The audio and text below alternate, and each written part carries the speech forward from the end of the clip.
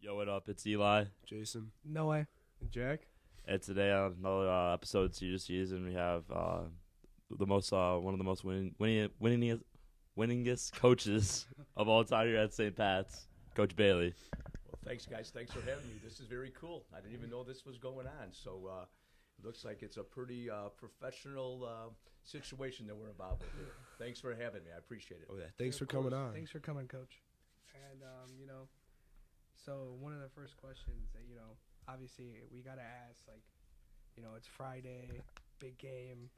Obviously, we won the Thanksgiving tournament. Like, how are we feeling? Like, how has this rivalry shaped up? Which I wouldn't even call a rivalry anymore since, I don't know. It's just some other game to us. But, how has this rivalry developed throughout the years that you've been here? Yeah, it's probably one of the best. We feel it's the best, and I think most people say it's the best rivalry in high school sports in the Chicagoland area. Now watch, if you go to Fenwick, they're going to tell you Fenwick Ignatius. All right, if you go to Loyola, they're going to say Loyola Notre Dame. If you go to St. Rita, they're going to say St. Rita Mount Carmel. All right, so every school has their rival. All right, but there's nothing like St. Pat's and Notre Dame. Okay, here's what you have. You have two really good high schools, okay, located like about 8 miles away from each other. A lot of the Notre Dame guys could have gone to St. Pat's. A lot of the St. Pat's guys probably could have gone to Notre Dame, all right? Two really good basketball programs over the years. In certain years, Notre Dame or Pat's has outstanding teams, all right? So two great basketball traditions. And then you throw on top of it very passionate fan bases, okay, with students and alums at both schools. And all boys schools, you throw in teenage boys testosterone, and leads to just a great rivalry, all right? And so many great memories over the years with so many great St. Pat's Notre Dame basketball games. I actually had a question for you, Coach Bailey. So how do you feel about Notre Dame not wanting to play us 2 times this year and only once? Well, it really wasn't their choice, Jack. It was our league. Unfortunately, our league voted to only play a single round robin. All right, play each team once. For the past few years, what we've done is play each team twice. We do not like that.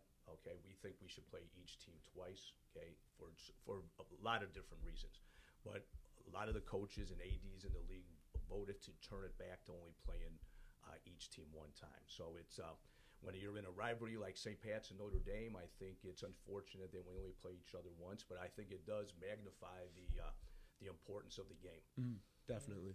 Yeah. Coach Bailey, what would you say is your favorite memory from all of the past ND Pats games you've coached? Yeah, Jace, great question. Listen, I can remember we go into Notre Dame beat us in basketball the year before. Okay. That year, they beat us in football. Okay, they beat us in soccer. The year before, they swept us in baseball. All right. So, the 8th grade test was on Saturday. For the first time, Notre Dame tested more boys than we did. Okay, and then that Monday, Notre Dame becomes ranked in the top 25 of the Sun-Times and the Tribune, and we're playing at Notre Dame on Tuesday. Okay, so to say morale was a little bit low at St. Pat's would be a little bit of an understatement. Yeah. Right. So we go into Notre Dame, and a guy by the name of Kui Dang, okay, John Mulcrone, Coach Mulcrone played on this team. So Kui Dang goes in there, and he was like the 10th man on the team. He goes in there and hits 3 threes and 4 free throws coming down the stretch, and we walked into Notre Dame, okay, and beat Notre Dame at Notre Dame. And nobody thought we were going to beat Notre Dame, all right? They just became ranked in the top 25 of the Sun-Times and Tribune. We go back in the locker room, and, everybody's celebrating, everybody's happy, jumping around, and in walks Dr. Schmidt. You guys all know Dr. Schmidt. Yeah. Right? Of course. Now, Dr. Schmidt, watch, he's a man's man. Mm-hmm. He's a guy's guy. He's a coach's coach. What I think a lot of people forget, Dr. Schmidt coached basketball here for a long time. He was Coach Curlin's assistant. He coached football. He coached tennis. He's a coach, all right? So he walks into the locker room. I'll never forget this moment. He walks in the locker room, and he starts to talk to our team about what a great win it was and how much it meant to our school, that our school needed this, okay? We needed to remind ourselves that, hey, we're still St. Pat's, okay? And we still run the north side of Chicago, right? Yeah. And as he's talking, he's starting to not cry, but he's getting choked up, all right? right? And he's getting, you can see there's tears welling up.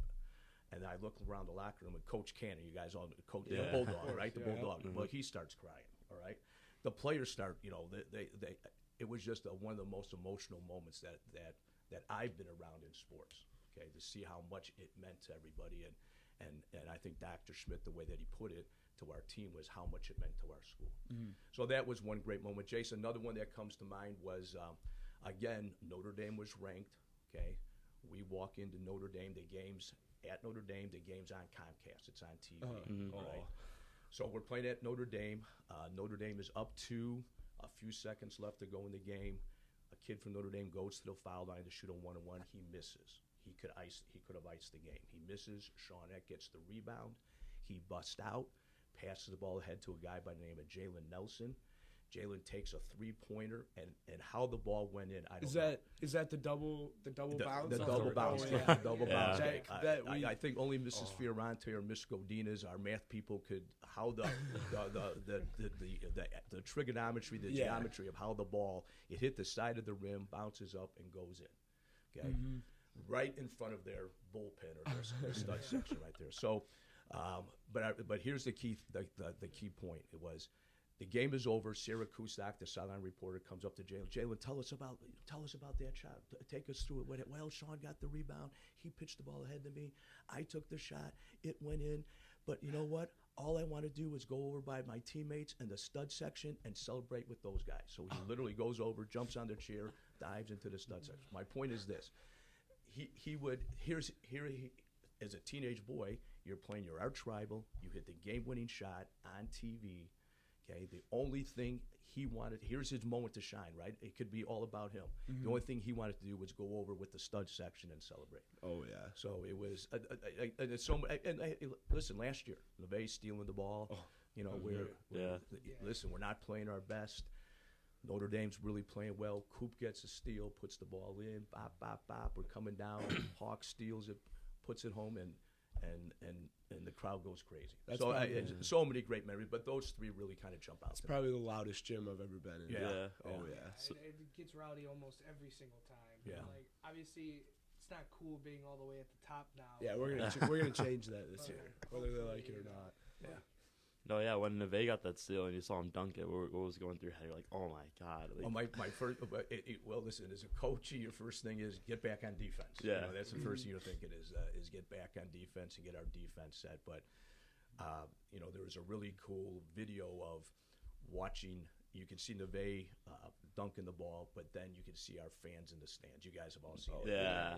And I think that just kind of just sums up our stud section, our alumni base, our student section, and the passion that they have for St. Patrick High School. Oh yeah, and we had Neve on here, and he said if he took the layup, he would have missed it. Right. Well, he's missed a couple of dunks this year, so we have to make sure we clean that up. No, yeah. Yeah, there's a cool picture. It's right before. It's like as he's in the air, and all you see is all of the Notre Dame kids with their hands on their heads. Right. It's one of my favorite pictures. So moving on from the ND and stuff, like you've been coaching here forever. How do you feel to have your name on the court now? Yeah, Jack, very proud and very humble. All right, very proud in the sense of, listen, coaches don't make Hall of Fames. Okay, players put coaches in Hall of Fames. Coaches don't get their name on the floor. Players put the coach's name on the floor. And very proud in the sense of, to me, it's always about the players. Okay, it's always we've just been so blessed here to have so many great players that have played for Coach Curlin, and I've been fortunate that we've had so many great players that played for our staff, my staff, and our staff right here. So I think their name, okay, all those players' names are really etched somewhere in that Coach Bailey right there, with my name being on the court. So very, very proud of that, and very humble. I don't think you guys and really a lot of our faculty know about Coach Curlin, right? When Coach Curlin retired, he was the 7th all-time winningest coach in state history. He had 658 wins. When you thought of St. Patrick High School back in those days, you thought about a lot of things, but one of the things that was synonymous with St. Pat's was Coach Curlin. Okay, he was a legend. He was a legend on the court. He was a legend off the court. He did so much with mission collection and things in this neighborhood, in this community. So I would always tell people, I've been blessed with great players, great assistant coaches. We've been fortunate to win a lot of games, but really the greatest honor I've received has been to be the guy named to follow Coach Curlin. Never replace Coach Curlin, but follow him, because I know how much he meant to the St. Patrick High School and to the community around here. So that to me has always been the greatest honor, and to be able to have my name on the court with his name is very humbling. Very humbling. Now we know EJ was the 11th player to hit 1,000 points. How many of those people in the 1,000-point club have you coached? You know what, Jace, good question. I think only Sammy Maniscalco, okay, he's the second all-time leading scorer here. And then I believe EJ is only the second one that I've been fortunate to coach. Yeah. Now, we had a couple of guys that were close, but the COVID seasons, excuse me, kind of hit them a little bit. Okay, so like Tamaris Brown would have been 1,000-point scorer. I think Don Galati would have been 1,000-point scorer, but the COVID season kind of hurt those guys a little bit. Okay. I actually had a question. I know your son is very involved in basketball. I know he coaches on an NBA team, and I was just curious, how has basketball really shaped you and the people around you? Because I know it's a big part of your life and your family. Yeah, it's a large part of our family. So my daughter is the scorekeeper for the Bulls, right? Okay. So she's really, I think, only the second. This is her second year doing it. The person that she fouled was the only scorekeeper that the Bulls have ever had. Okay? Wow. Bob Rosenberg. So she's a scorekeeper for the Bulls. She's a scorekeeper for Nepal, and she was a really good high school player. Okay, on the offensive end, I don't know if she ever got in a defensive stance, but she could really shoot. She still holds a lot of three-point shooting records and all that. So she's done great in the basketball world. My son was with the Boston Celtics for a number of years, 9 or 10 years, and then kind of transitioned over to the college game a little bit because of his family. So now he's the assistant at DePaul. Oh, nice. So it's nice to have him back and the 5 grandkids back and all that. But really, the coach of the family is my wife. She'll remind you sometimes. She won 3 Mount Prospect Park District championships, okay, when she was coaching my daughter. So sometimes when my son gets a little cocky and I get a little cocky, she'll remind everybody, hey, she won 3 Park District championships out in Mount Prospect. So the nice thing is our family has just been involved with everything here at St. Pat's with our basketball program. And you come to our house, there is the NBA channel or some WNBA or some college game is on TV 365 days out of the year. My wife might be watching NCIS over here, but on this TV there's some type of basketball game on. Oh yeah. Do you ever think your coach or your son would come back to coach? Back here at Pat's? Yeah. That's a great question. I don't know. We really haven't talked about it. All right. I think if anything, he just likes that NBA and college lifestyle a little bit and all that. And to be honest with you, as well as they pay you here at St. Pat's, and they do pay you well here, he would take a little bit of a paid decrease if he came back to high school. But he loves St. Pat's. He will tell you this school was a difference maker for him as a person. His allegiance is to St. Pat's. He follows our school and our basketball program religiously. He calls some when he was in the NBA. He can't do it now as a college coach, but he would call some recruits for us. He played here. Wasn't a great player. He'd be the first one to tell you that, but loved St. Patrick High School. Yeah, he loved St. Patrick High School, and he would tell you this place changed his life. Wow. Going back to your first year's coaching, do you remember anyone that inspired you to first start coaching? Because you've been coaching for a long time, but we don't really know how it started. Yeah, great question, Jack. Probably it goes back to my grade school days. Okay, I went to St. Gregory's grade school, and we were probably some neighborhoods like you guys are. There wasn't a lot of fields, wasn't a lot of parks, those types of things. We had our playground, and there, you played basketball, right? So, guys like Jerry Ridd and Mike Manning, who were my grade school coaches, really kind of inspired me a little bit to get into coaching. Okay, they were just great role models. And then just everything's just kind of been basketball. So like when I went to DePaul University, Ray Meyer, okay, again, Coach Meyer went to St. Patrick High School. He's in the Naismith Hall of Fame, just a legendary basketball coach, okay, at DePaul. When I was a student there and I was coaching grade school basketball, you could walk into his office and he'd be watching tape of some game and, hey, coach, we're playing St. Priscilla's tonight. And they play a 2-3 zone baseline out of bounds. You're having out of bounds plays. He would stop. Now, listen, this guy was like one of the 10 greatest college basketball coaches in the history of the game. He would stop whatever he was doing and diagram plays for me and show me things like that. So, I mean, there's been so many people that have helped me along my way on my journey of coaching. We could do a whole podcast just on that. All right, but certainly there's been a lot of people that have mentored me and helped me in the journey of coaching. Okay. So I know another big rivalry is St. Joe's, right? Is that St. Joe's? It was St. Joe's, yeah. St. Joe's. You know, you want to take us through that little history through that? Yeah. So St. Joe's and St. Pat's. So Coach Pingatore, I think when he retired, he had over 1,000 wins. Okay, so him and Coach Curlin, Coach Pingatore at St. Joe's, and then Coach Curlin here at St. Pat's, and both were Christian Brothers schools, right? So you would used to get like the brothers from St. Joe's would start to bet against the brothers from St. Pat's, and it was just a great ride. Two really great programs. St. Joe's, one of the legendary programs in the state. St. Pat's, a really, really legendary program in the state. And then when Coach Curlin retired and I followed him, I had known Coach Pingatore for a long time before that, and just so many epic games, okay, between St. Pat's and St. Joe's. And like I said, I think you mix in that Christian brother dynamic right there. There would be, like, if you played on a Saturday night here at Pat's or St. Joe's, Saturdays sometimes the crowds aren't as big, kids aren't in school and all that, and a lot of things going on Saturday night, the gym would be packed. Right? People, as big as the Notre Dame Pats thing is, and it is huge, okay, the St. Joe's, St. Pat's thing was right there on board with that.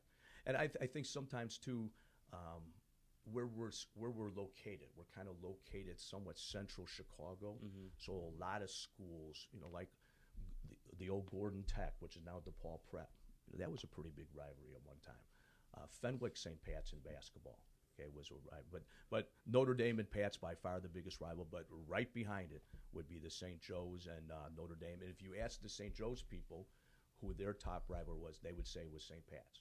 Okay. So many people, when Coach Pingatore unfortunately passed away a few years ago, and I'm at the wake and funeral, so many people from St. Joe's would come up to me and talk about how that was the biggest game of the year for St. Joe's when they played St. Pat's. Yeah, Coach Luke was telling us how one game they had to put people in the lunchroom because there were so many people they couldn't fit everyone in the gym, so they're watching on the TVs downstairs. That was pretty cool to hear. Yeah. Coach Luke has been with the stud section, he would stand right in front of the stud section, and I can remember we had a game on Comcast, and so on Comcast it's shown throughout the state. Right? So many of my coaching colleagues that I know from Central Illinois and Southern Illinois started to call me up one night after the game was on TV, right? And they're asking me about who's this big guy that's the security in front of your student section. I said, well, it's got to be Coach Luke. I said, well, what's up? He said, well, 3 or 4 of these guys called me. He says, well, your fans were starting to come on, and you could see Coach Luke is telling, hey, get back in the stands. A couple minutes later, our fans are starting to come, and hey, get back in the stands as the game's going on. And he said, finally, he just picked up one of your students and flung him back into the crowd. And he said, these guys would say, like, at our school, that would never fly. I said, well, at St. Pat's, that flies. All right, that flies. So, but Coach Luke just been a great friend to our basketball program. For sure. Going on, like, with the coaches and stuff, would you say you have a pretty good relationship with Coach Clancy? Yeah, I think so. I mean, I remember when Coach Clancy was a player at Notre Dame. A really good player, and then went on and played at the Bradley and Loyola, and watch. I think really over the years, the respect between the coaching staffs at Notre Dame and Pats in basketball, and really the players. You stop and think about it. With as intense as those games get, can't remember a time where there was ever an issue. Now, this issue between the players on the floor, okay, or really an issue between the coaches. This goes back to Coach Velasco, Coach Les, all those guys. Okay, Coach Clancy, and watch. You screen a little bit harder, you dive on the loose ball a little bit more, you get a little bit more physical on your rebounding when you play those guys. But I think there's been great respect between the players from both schools and the coaches from both schools. If there's ever been a disagreement between myself and any of the Notre Dame coaches, we just call each other up, we talk about it, and we get it settled. Yeah, Coach Clancy's a good guy, really good basketball coach. Awesome. You guys any questions? Yeah, I got one more. This might be a little hard because of how many years you've been coaching, but if you had to choose one team from all the players that you've coached and combine it into one team, who would you choose? Yeah, Jack, really good question again. That was a good question. Here's what I try to do, though, Jack, is I try to avoid that question as much as I can, all right, because there's been, once you start to name players, like a lot of times I'm asked, well, who's the best players you ever coached? Or who's the greatest player in St. Pat's history? And I think you really go down the rabbit hole when you start to do that. So I would just say, Jack, I'm not trying to avoid your question, but I think through Coach Curlin's era, and then you would say the Mike Bailey era, we have had so many great players, and to pick one guy or one team or one start, who's your five best players, who would be your starting five, I think you just forget so many guys as you kind of go along. So maybe one day when I retire, 20, 25 years from now, okay, we could kind of sit down and kind of go through that a little bit. Okay, when you're at ESPN on SportsCenter, you can call me up and we could kind of go through that. But I appreciate the question, but I'm not going to paint myself into a box with that one right there. Oh, Yes, but your staff throughout the years, you had some good head coaches. The Bennett coach, and then now the Ignatius coach. You're kind of like, let's just say, like the Andy Reid, of high school basketball. I don't know if I do a lot of things well here, but I think one of the things I have done well is pick really good assistant coaches.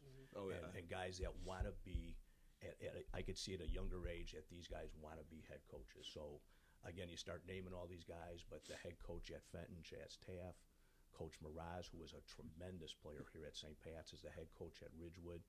Coach Heitkamp is a Hall of Fame coach at Bennett.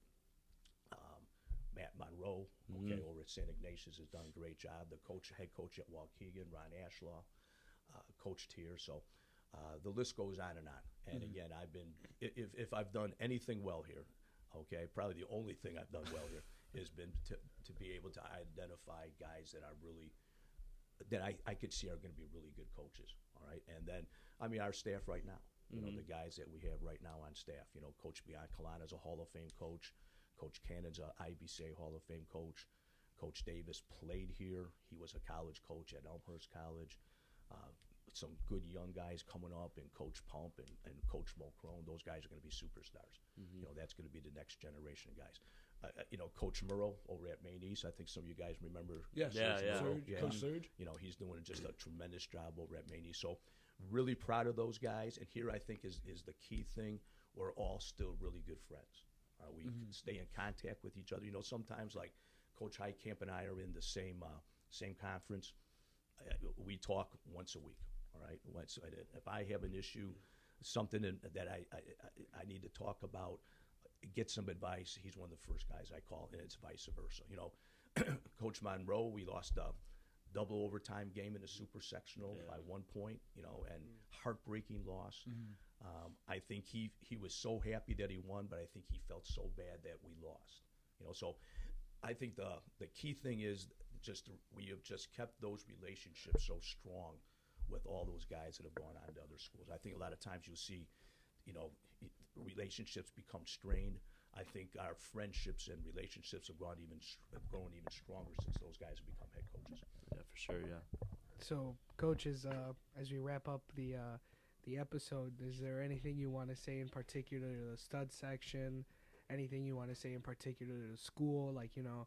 like it's a big day for not just St. Pat's, but as like Belmont and Austin in general. Sure. Recruiting, like Yeah. everything that comes in like to this game on Friday. Like, is there anything you'd like to tell the stud section? Geez, no, you're getting me a little nervous here right now. You're putting a little pressure on the old coach right here. But listen, I would just say in general is the relationship our basketball program has had with our stud section, all right, has been a large part of the success of our basketball team.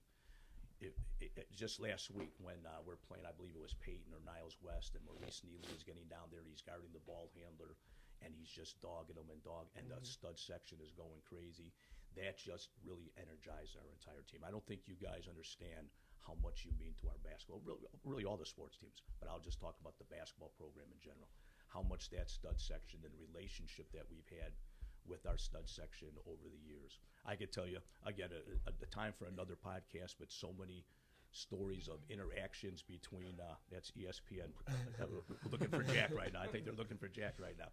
But a time for another podcast where I could kind of go through just so many issues, so many times where the relationship and what the stud section has meant to our basketball team right there. All right.